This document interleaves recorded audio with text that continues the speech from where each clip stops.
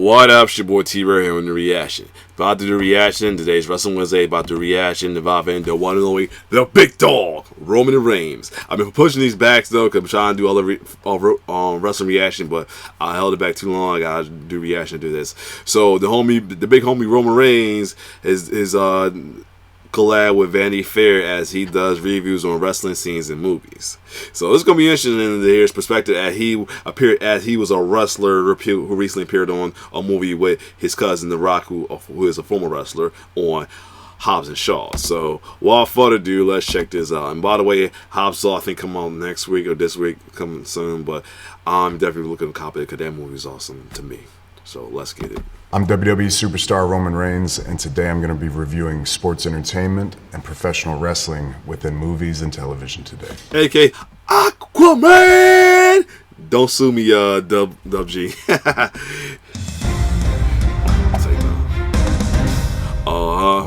all right. Yep.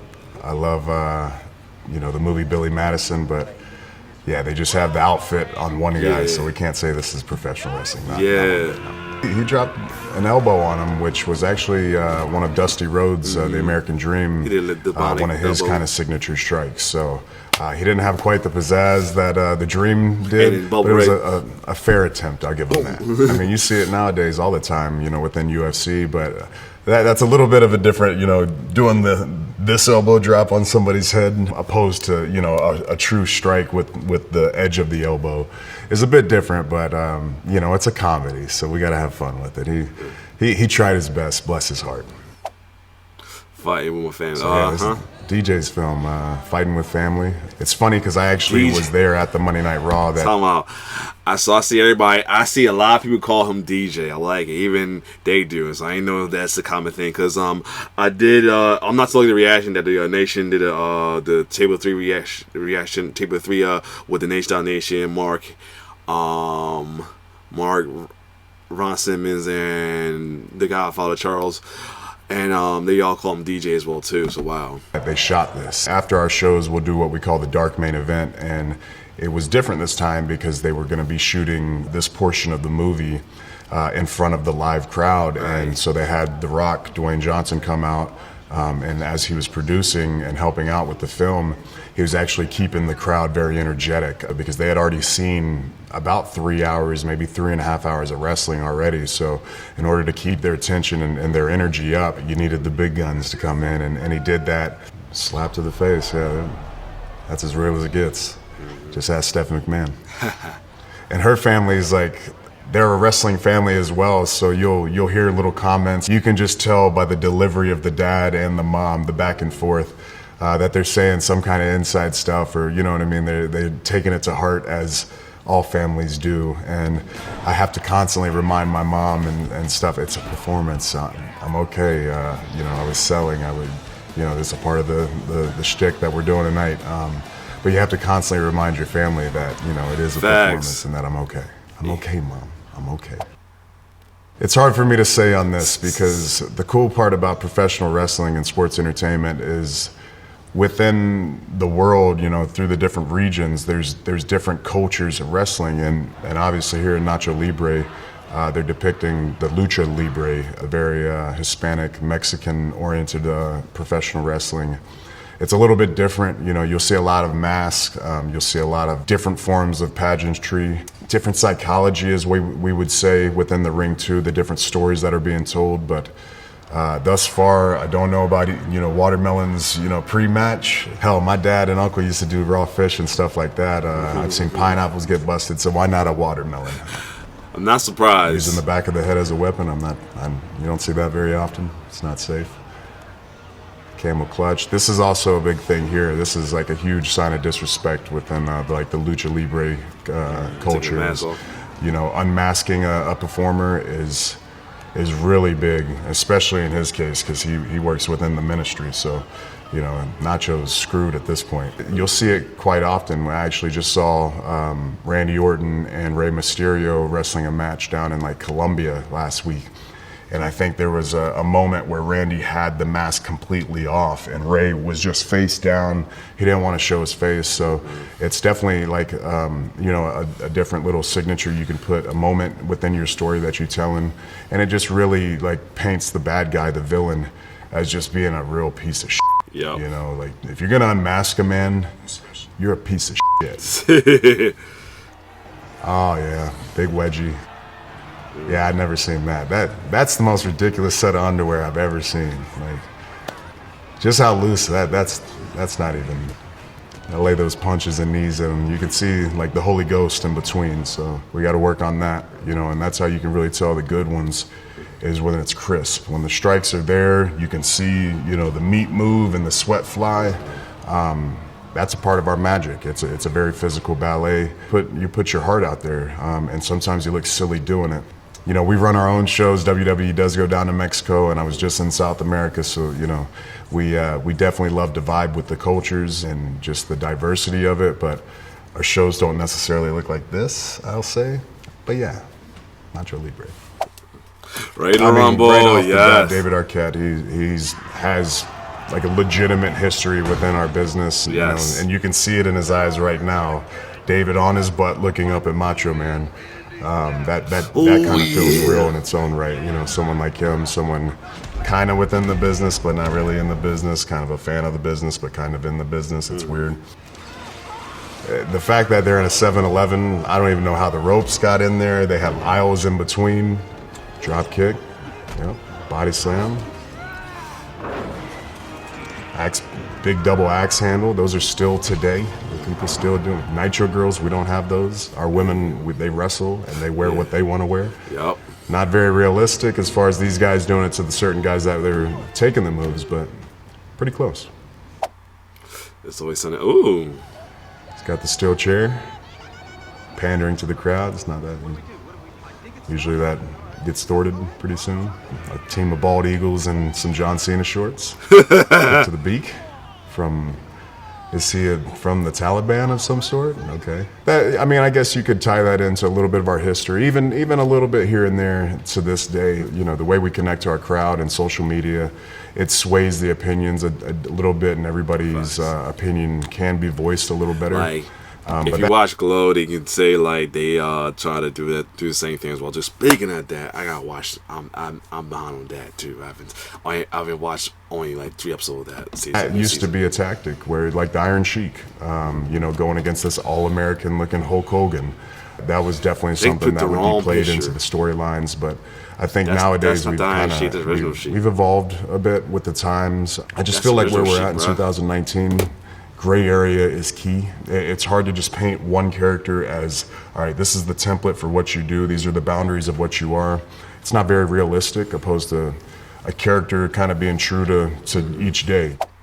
Oh, yeah. The announcer's probably the promoter and the owner as well. Is this old Master Mills on it soon, right? That's it? That's the best you got? Sometimes to this day, you'll hear like Roman Reigns or something weird, especially when we're in a different country or across the world. I had my name butchered quite a bit for a while, so I feel you, Spidey. You shouldn't stand on stage and bicker about your name. You should probably get going, though. And as soon as you go through the curtain, click it on. You just gotta have a thick skin and know what you're doing out there. I've gone out there multiple times where they just weren't having it. They were booing the hell out of me. And by the end of the match, by the time I hit that spear 1, 2, 3, they're cheering me, they're standing up. So that's what's really cool is through the course of 20 to 30 minutes, you can take them on whatever ride you want to. You can go out there as the enemy number 1 and then come out on cloud 9, just the man, you know what I mean? The chair sucks, all right? The chair, so there's toys, none of them are great. None of them's like, yes, I want to get hit by a kendo stick. That's what I want to do today. Or yes, I want to go through a table. No, I don't ever want to go through tables. It's just the story that we're telling at the time. Are they necessary? Sometimes, but no, I don't ever think like, yes, do we need chairs? I hope we need chairs. I want to use a chair today. There's not like an ounce of me that's thinking like, I want to get hit by a chair tonight. I'm not a big fan of the cage either. Just give me the ring and the ropes. I don't need all that. The cage actually kind of limits the maneuvers and the things and the way I can use the ring. But the cage is a cool story in its own right. I mean, you're trapped in there with a monster beating you on the back with a steel chair, what are you going to do? You know, how are you going to respond? Are you going to step up and come back, or are you going to smart enough to get out of there? So I think the escape adds a cool like shade to the story, but man, it's metal, it hurts, it's high, you can fall down. You know, there's a lot of variables that I don't appreciate. The wrestling, I've seen yes. some similar situations that were kind of conveyed in this movie, and I gotta say, this movie, I saw most of it. I don't think I saw the whole thing, but most of it, from what I saw, definitely put me behind the whole thing of wrestling. Like, I did not know about blading until watching The Wrestler. Like, this was a good, I gotta say that. Like, Blade, I didn't know about the whole blading thing until I watched The Wrestling when he did in wrestling. I'm like, wow, so that's what they be doing. Like, this will push you on to what really goes down with wrestling. And then I can see how some were a bit carried away. There were some things that were pretty informative, and then some things that may have been exaggerated a bit. But I think obviously everything's on the individual case and the different situation. And every performer, every wrestler is their own person. So we're all going to have our own journeys and our own paths and our own stories to tell. It's like a head scissor, a couple old school strikes. You know, Mickey strikes are a little. Sorry, Mick. Kind of light on that clothesline. I like to really, chest on chest. You can throw it in there. Don't be scared. You can see them talking a little bit in the ring. Sometimes you'll see that with some people. I try to take a lot of pride in, keeping my communication skills real private and very hidden. The ref's a part of the match. Yeah, I talk to the ref quite a bit, to be honest. You can use them as like a communication bridge, especially if you have distance. If you're both down and one's across the ring, the other. That ref is checking and doing his thing, but he can also send messages. He can send, little details that need to be known. The ref is actually very important in the match. He to me is the third character in the story that we're telling. He has a huge, role in the outcome of the match, obviously, and what he sees and what he can actually official. And he's kind of the middleman as far as messages from the backstage to us, because it's live and time is money. Yes, sir. Glow. Yeah, so I watched Glow a little bit myself the first couple of seasons, and obviously this is off of a true story, and a real, show and everything. So I thought they did a good job of really kind of making a show, but then also being fairly informative and using the real life characters and stuff. But it was just pretty funny, as you can see Miss America there going against the Russian. Just how they do the characters, and it's very true. You have to have characters in order to make these type of shows work. Little girl up and over where they bounce off the bottom rope. Nobody, if you're a heel, just telling, "Come on, jump on me," you should lose. Some of the greats, Ricky Steamboat, he did it beautifully, where it just, opened up. It was a picture perfect. The dragon could fly. Wrestling's kind of an older form of physical entertainment, so you'll see a lot of moves recycled. I do a spear, like 9 billion dudes did a spear before me, but it's just how you use it, how you make it work for you, where you put it within the match, and also how you signature it. I'm a big advocate of making it personal to the character. So I roar, I cock my arm, I hit the ground before the Superman punch. So you got to create interactions with the crowd to where they know, oh, here it comes, X maneuver, or he's about to load it up, here we go. It becomes a part of the show. You want to have things that are identified with you. Our business is cool enough and outlandish enough that we can be made fun of, but we can also make fun of ourselves. And I think we've done that for years now. And I think that has kept us interesting and always kept us a part of pop culture, is because it's a whole lot of crazy, but then there is a certain aspect of competition that, we can get it down to like the nitty gritty and get serious and get tunnel vision on competition and winning. But then we can also have situations where it just does not make sense at all. It's just a little bit of this, a little bit of that. That's why we are kind of every form of entertainment wrapped up in one. And that's kind of just our history. And you can make fun of us, but we'll laugh with you. You're not going to get us. All right.